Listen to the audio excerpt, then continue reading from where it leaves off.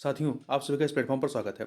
यहाँ पर हम लोग मेंस की आंसर राइटिंग देखेंगे और यह जो आंसर राइटिंग है ये आपके यूपी पीसीएस मेंस के लिए या यूपीएससी मेंस के लिए या जो अन्य राज्य स्तरीय पीसीएस की परीक्षाएं होती हैं उनके मेंस की के लिए काफ़ी महत्वपूर्ण रहेगा।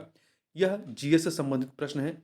जीएस पेपर 2 के तहत जो कॉन्स्टिट्यूशन वाला पोर्शन है या पॉलिटी वाला, उसके तहत ये प्रश्न आएगा। प्रश्न है आपका, उद्देश्य का संविधान के अनेक प्रावधानों में निहित सामान्य उद्देश्यों को अव्यक्त करती है और संविधान निर्माताओं की सोच को समझने की एक कुंजी है। व्याख्या कीजिए। साथ ही उद्देशिका की संशोधनीयता पर भी टिप्पणी कीजिए। तो इस एक ही प्रश्न में 3 प्रश्न पूछे गए हैं। पहला है, उद्देशिका संविधान के अनेक प्रावधानों में निहित सामान्य उद्देश्यों को अव्यक्त करती है, ये बताना है।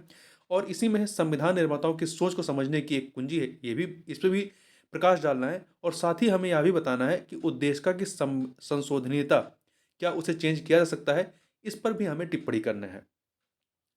तो मुख्यतः 3 चीज़ें हैं। तो पहले हम क्या करेंगे, उद्देशिका के महत्व का संक्षिप्त वर्णन करेंगे। फिर व्याख्या की करना है कि उद्देशिका संविधान के अनेक प्रावधानों में निहित समान उद्देश्यों को किस प्रकार अभिव्यक्ति करती है। ठीक है, ये बताएंगे। और फिर इसके बाद उद्देशिका की संशोधनीयता पर भी लास्ट में टिप्पणी करेंगे।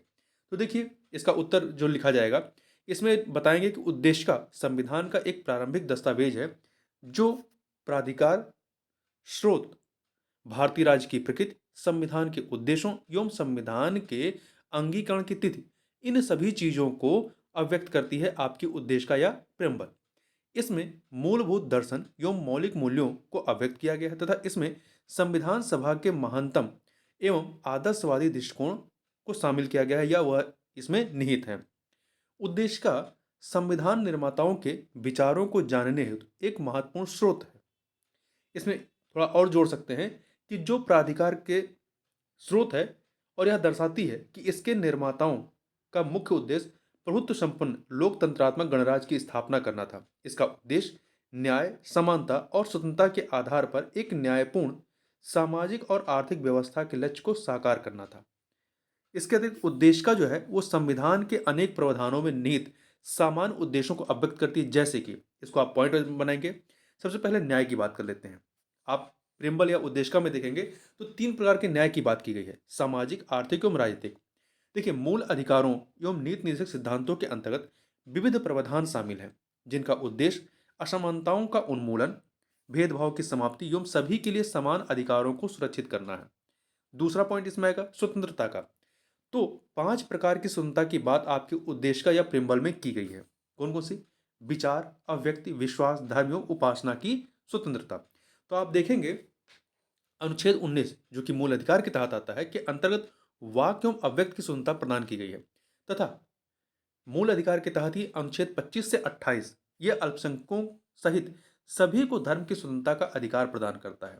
तीसरा, समता की बात की गई है आपके प्रियम्बल या उद्देशिका में। तो 2 प्रकार के समता की बात है, प्रतिष्ठा और अवसर की समता। यह निम्नलिखित अनुच्छेदों में परिलक्षित नागरिक, राजनीतिक एवं आर्थिक समता को बढ़ावा देता है। किन किन अनुच्छेदों में? तो पहला, अनुच्छेद 14 से 18 में समाज के किसी भी वर्ग के लिए एक विशिष्ट विशेषाधिकार का अभाव तथा बिना किसी भेदभाव के सभी को पर्याप्त अवसर उपलब्ध कराने के संबंध में प्रावधान किया गया है। दूसरा, अनुच्छेद 39 इसमें जीविका के पर्याप्त साधन तथा समान कार्य के लिए समान वेतन के अधिकार को सुनिश्चित किया गया या यह सुनिश्चित करता है।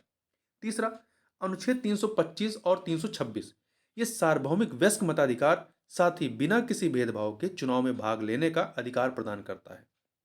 चौथा पॉइंट आप बताएंगे बंधुता का। तो बंधुता वाला जो बात कही गई है आपके उद्देशिका में, सभी व्यक्तियों की गरिमा एवं राष्ट्र की एकता एवं अखंडता के संबंध में। ठीक है, तो इसको आप देखें तो एकल नागरिकता के एक तंत्र के माध्यम से बंधुता की भावना को प्रोत्साहित करती है। भारत के सभी लोगों में सौहार्द एवं भातृत्व भावना को विकसित करना प्रत्येक नागरिक का एक मूल कर्तव्य है। तो ये मूल कर्तव्य में आया है।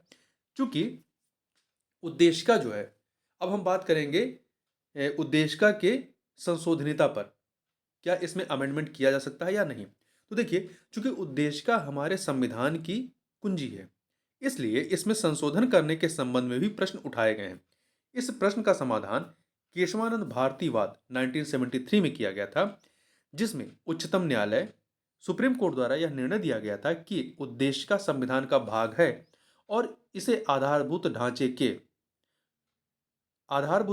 के सिद्धांत के अधीन 368 आर्टिकल 368 के तहत ही संशोधित किया जा सकता है। इसके पूर्व इस केशव भारतीवाद के पहले भी इसके पूर्व बेरूवारी संघवाद जो कि 1960 का था, इसमें न्यायालय ने यह निर्णय दिया था कि उद्देश्य का संविधान का भाग नहीं है। बेरूवारी केस में जो है कोर्ट ने उद्देशिका को संविधान का पार्ट नहीं माना था और इसलिए अनुच्छेद 368 के तहत आधारभूत ढांचे में संशोधन नहीं किया जा सकता है, ऐसा कहा गया था। तो अब क्या है, संविधान जो आपका केशव भारतीवाद है, इसके माध्यम से कहा गया कि उद्देशिका का संविधान का पार्ट है और इसमें संशोधन किया जा सकता है। अब तक उद्देशिका को केवल एक बार 42वें संविधान संशोधन अधिनियम 1976 के तहत संशोधित किया गया है और इसके माध्यम से उद्देशिका में 3 नए शब्दों को समाजवादी, पंथ निरपेक्ष एवं अखंडता को जोड़ा गया है। तो ये आपका उत्तर हो गया। तो इस वीडियो में बस इतना ही, मिलते हैं नेक्स्ट वीडियो में, तब तक के लिए बहुत बहुत धन्यवाद।